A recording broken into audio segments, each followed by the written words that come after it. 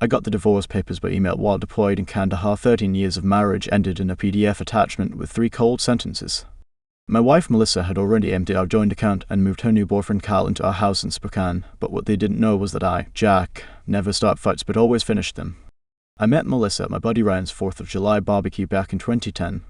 She had these hazel eyes that caught the sunset just right, making them look like amber with flecks of gold. I remember thinking she was way out of my league, this gorgeous woman with a marketing degree laughing at my terrible jokes about MREs and army life. 8 months later, we were saying our vows at the courthouse with just our closest friends. Military marriages move at lightning speed, my sergeant warned me, but I was sure we were different. Melissa had this way of making everything feel like an adventure, even the most mundane parts of life on base.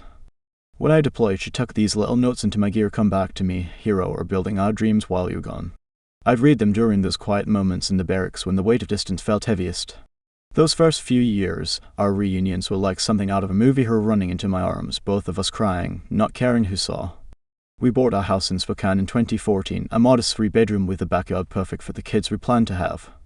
I remember walking through those empty rooms with Melissa, her spinning around saying, "This is where our life happens, Jack." I used my VA loan to secure my piece of the American dream I was fighting overseas to protect. The deployments were harder than I ever admitted. Each time I left, a piece of us seemed to stay frozen while the rest moved on. Coming home meant learning who we both become during those months apart. By my 3rd tour, I noticed the changes. Melissa would take longer to warm up when I returned. Her hugs felt obligatory rather than desperate. "You're a stranger for the first 2 weeks, she once told me after I'd been back for a month. I have to remember how to be a wife again every time.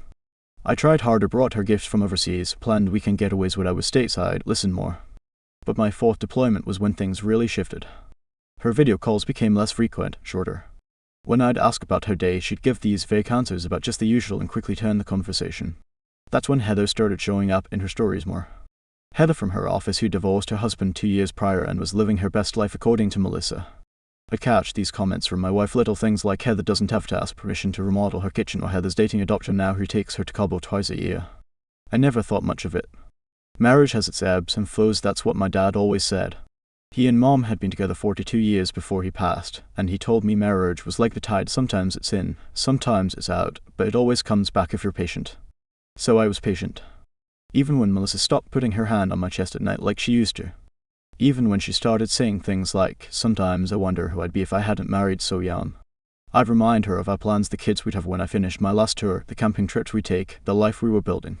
I never once thought she'd be plotting her exit while I was dodging mortars in Kandahar. Never imagined she'd be looking at me through a screen, promising to wait while already planning her escape. That was my mistake. The soldier in me was trained to spot danger, to anticipate the enemy's next move. But the husband in me was blind to the ambush happening in my own home. 6 months before my deployment to Kandahar, I started noticing the shift in Melissa. Little things at first, the way she'd jump when her phone buzzed, or how she'd take calls in the backyard where I couldn't hear. She started working late 3, sometimes 4 nights a week. The client should say her lipstick's somehow fresher at 10 p.m. than it should have been after a 14-hour day. I remember this one night in particular. I'd made her favorite, my dad's famous ribeye with those roasted potatoes she always said were better than restaurant quality. I'd set the table with the wedding china we never used, lit actual candles like some kind of romantic fool. She walked in at 9:45, smelling like expensive cologne that wasn't mine. "Sorry, meetings ran long," she said, not meeting my eyes as she dropped her purse on the counter. The food had gone cold 2 hours before. I watched her glance at the table set up, the flicker of guilt crossing her face before being replaced with something harder, more distant. "I already ate with the team," she added, brushing past me to head upstairs. That night, lying next to her in bed, I stared at the ceiling fan making its slow circles above us. The 6 inches between us might as well have been the Hindu Kush mountains. She was scrolling through her phone, the blue light illuminating her face in the darkness. She changed her passcode the week before. "Melissa," I said, my voice sounding foreign even to myself. "Is there something you need to tell me?" She put her phone down too quickly. "What do you mean?" "I don't know," I said, though I did know. Some part of me already knew everything. "You seem elsewhere lately." She turned to me then, and for a moment, I saw a flash of the woman who used to run into my arms when I returned home. But it faded just as quick. "I'm just stressed about work," she said, kissing my cheek. "I'm dreading you leaving again. You know how hard it is when you're gone." I believed her because I wanted to. Because the alternative was too painful to consider. 2 weeks before deployment, Melissa suggested I update my will and financial directives just to be safe. Looking back, that should have been my first real warning. She'd never been particularly interested in our finances before. Suddenly, she was asking about my life insurance policy, our investments, the equity in our home. "I just want to make sure I can handle everything while you're gone," she said, rubbing my shoulders as I logged into our accounts to show her where everything was. I left for Kandahar believing my house and marriage were in good hands. The first month, her calls came regularly. By the second month, they tapered to once a week, always rushed, always with some excuse about heading out the door. By the third month, I was usually the one calling her. It was during one of those calls that I first heard a man's voice in the background. When I asked who it was, Melissa laughed it off. "Just the TV, babe. But TVs don't call someone honey and ask where they put their keys." That night, I couldn't sleep. Something wasn't right. Call it soldier's intuition or just a husband who'd finally removed his blinders. I remembered we had installed security cameras the year before, a precaution for when I was deployed. I'd almost forgotten I could access them remotely. At 3 a.m. Afghanistan time, I logged in, expecting to see our empty living room. Instead, I saw a man I didn't recognize lounging on my couch, drinking my whiskey, wearing what looked like my favorite Seahawk sweatshirt. I watched, blood turning to ice in my veins, as Melissa walked into frame and curled up next to him, her head on his chest, right where it used to rest on mine. I nearly put my fist through my laptop. The 16 years of military discipline doesn't vanish in a moment of betrayal. Instead, I took a deep breath and began documenting everything. This time, screenshots. The soldier in me knew that planning beat to motion every time. The next morning, I checked our joint accounts, the ones I'd shown her how to access just in case. Our savings account that had held $88,500 for the down payment on a bigger house someday now showed a balance of $212.37. 3 transfers in the previous week had emptied it. The checking account was nearly dry too. My hands were shaking so bad I could barely type as I called up our credit card statements. New furniture purchases. Expensive restaurants. Weekend getaways to Vancouver while I was eating MREs and dodging enemy fire. I didn't cry. I didn't scream. Instead, I felt a cold, calculated focus take over the same mental state that had kept me alive through 4 tours of duty. My marriage was dead, but she soon learned that betraying a soldier comes with consequences. Not violence, I'd never lower myself to that, but justice. The kind that comes from patience, planning, and knowing exactly when to strike. I called my buddy Ryan, the same one whose barbecue had introduced me to Melissa. He wasn't just my friend, he was the lawyer who'd handled my will. And now, he was about to become the first ally in my counteroffensive. "Ryan," I said when he answered, my voice steadier than I felt. "I need you to do some digging. I think Melissa has a boyfriend named Kyle living in our house, and I think they're stealing everything I've worked for." I landed back on American soil on a Tuesday, 36 hours after telling my commanding officer about the situation. He'd seen enough of these stories to fast-track my emergency leave. I hadn't told Melissa I was coming home. As far as she knew, I was still dodging mortar fire in Kandahar for another 2 months. Ryan met me at the airport, his normally jovial face set in grim lines. He didn't bother with pleasantries. "It's worse than we thought, Jack." We drove straight to his office, where he laid out manila folders across his desk like he was dealing cards in a game where I'd already lost the ante. "She didn't just drain your accounts," Ryan said, sliding a document toward me. "She forged your signature on her finance documents. They pulled $330,000 equity out of your house 3 weeks ago." I stared at the paperwork, my signature not quite right but close enough, authorizing a predatory loan that had essentially stolen my home out from under me. The house I'd bought with my VA loan. The house I'd made every single payment on while Melissa complained about the modest square footage. "And here's the kicker," Ryan continued, his voice tight. "Guess who's listed as co-applicant?" The name Kyle Brenner stared back at me. Next to it, a rap sheet. 2 fraud charges. 3 DUIs. A restraining order from an ex-girlfriend. This was the man sleeping in my bed. How the hell did the bank approve this? I asked, my voice sounding distant in my own ears. "That's where it gets interesting," Ryan replied. "I've got a buddy at Washington Mutual, the loan officer who processed this. He's been flagged for suspicious approvals before. Then get this, he plays golf with a real-to-name Victor Spencer." My training kicked in. I'd spent years learning to analyze intelligence, finding patterns where others saw chaos. This wasn't just my wife's betrayal anymore.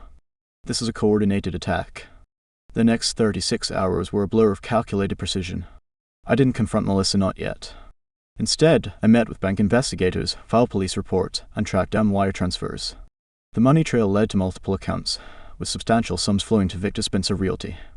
"They're planning to sell your house," Ryan explained as we sat in his car outside my own home, a home I legally couldn't enter without permission since Melissa had filed a bullshit protective order claiming I was volatile when I discovered her affair. "Sell it to who?" I asked. To a straw buyer, probably. They'll list it under market value, get a quick sale, and Victor takes a commission plus whatever kickback they've arranged. Classic equity theft. I watched through binoculars as Kyle loaded golf clubs, my father's vintage Callaways, into the trunk of a BMW I'd never seen before. "That's not his car," Ryan muttered. "No," I said. "That's a loaner from Victor Spencer. I saw it on his dealership website." The pieces were fitting together.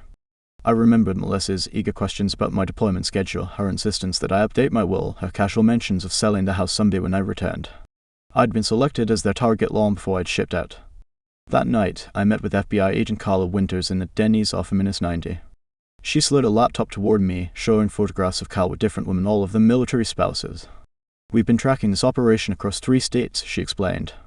"They target deployed service members, specifically those with significant equity in their homes. Your documentation is the missing piece we needed." My hands were steady as I signed the affidavit. In Afghanistan, I had learned that revenge is a luxury that gets men killed.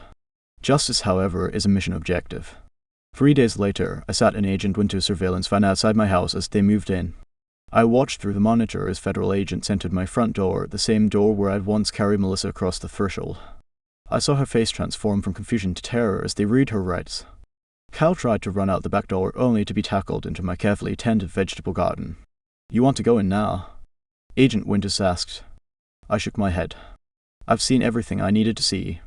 As they brought Kyle out in handcuffs, our eyes met briefly across the lawn. I didn't say a word. I didn't need to. The look in my eyes told him everything. You picked the wrong soldier's life to steal.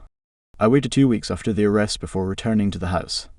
The FBI had finished processing the scene, and I needed to collect whatever personal items remained. The place didn't feel like mine anymore, just a shell holding memories I was eager to leave behind. As I sorted through my belongings in the bedroom closet, my hand brushed against something wedged behind the baseboards, a small notebook I'd never seen before.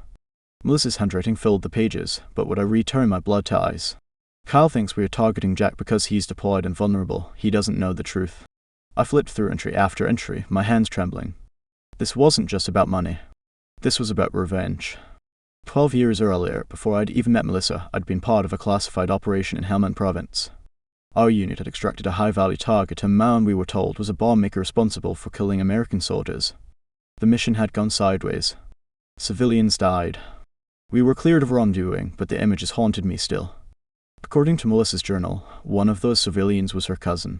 She tracked me for years, orchestrating our chance meeting at that barbecue, cultivating a relationship, marrying me while planning to destroy me from within. Found Jack's military records in his footlocker today. One entry read, "Still looking for proof he was there that night. Once I have it, Victor says we can take everything." My mind reeled back to all those questions about my deployments, her insistence I tell her about every mission. She'd been gathering intelligence all along. I called Agent Winters immediately. "You need to see this now," I said, my voice hollow. When she arrived, she paged through the journal, her expression darkening. "This changes everything. Jack, Kyle, and Victor weren't the masterminds Melissa was, and there may be others involved." "Others?" Winters nodded grimly. "We found similar patterns in 6 other states, all targeting specific military personnel who served in Helmand between 2010 and 2012. That night, I sat alone in a hotel room, staring at wedding photos on my phone. 13 years married to a woman who'd sworn to love me while planning my destruction. Every anniversary gift, every kiss, every moment we shared, all part of an elaborate deception. I thought about the other soldiers, men who might still be oblivious to the danger circling them. Men who, like me, had carried the weight of that night in Helmand, only to come home to enemies sleeping beside them. Agent Winters called at 3 a.m. "We found something in Melissa's storage unit, maps, dossiers, surveillance photos of at least 14 other servicemen from your unit. Jack, this isn't just Freud anymore. This is something much bigger." I hung up and stared out the window at the dark street below. The war hadn't stayed overseas after all. It had followed me home, slipped between my sheets, and waited patiently for 13 years to strike. I placed Melissa's journal on the table as Agent Winters finished her debriefing. The FBI had tracked down 6 more members of the network, each with connections to families from Helmand Province. Each with a vendetta against soldiers from my unit. "We'll need you to testify, Jack," she said. "Your evidence breaks open the entire conspiracy." I nodded, feeling strangely calm. "What about Melissa?" Still maintaining she was coerced by Victor, claimed she fell in love with you for real, that the revenge plan was his idea all along. I almost laughed. Even now, the lies continued. 3 months later, I sat in the courtroom as they brought her in. Our eyes met briefly before she looked away. Vaughn was a confident woman who'd shared my bed for 13 years. She seemed smaller, somehow diminished. The trial lasted 9 weeks. I testified for 3 days, detailing every manipulation, every careful question about my military service, every coincidental meeting that had been meticulously orchestrated. Other soldiers from my unit came forward with similar stories, relationships built on lies, finances drained, lives shattered. When the verdict came down, I felt nothing but exhaustion. Melissa received 18 years for conspiracy, fraud, and the newly added charge of domestic terrorism. Victor got 25. Kyle, who'd flipped on the entire network for a reduced sentence, got 8. It's over, Agent Winter said outside the courthouse. You can start rebuilding now. But how do you rebuild when your foundation was never real to begin with? I sold the house, unable to sleep another night in rooms so filled with deception. The money went into a trust for families affected by similar schemes. I bought a small cabin outside Nisula, a place with no memories, no ghosts. One night, 6 months after the trial, I sat on my porch watching snow fall in the moonlight when my phone buzzed. An unknown number. Jack. Melissa's voice hollowed through the prison phone system. I need you to know.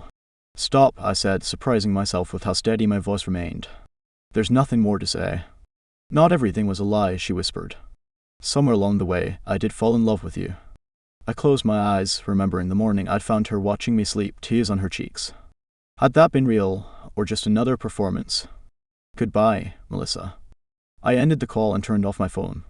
The next morning, I hiked to the ridge above my cabin as the sun broke over the mountains. Below me stretched miles of wilderness, untouched and honest. I thought about the man I'd been so certain I understood the world, so confident in my ability to read people.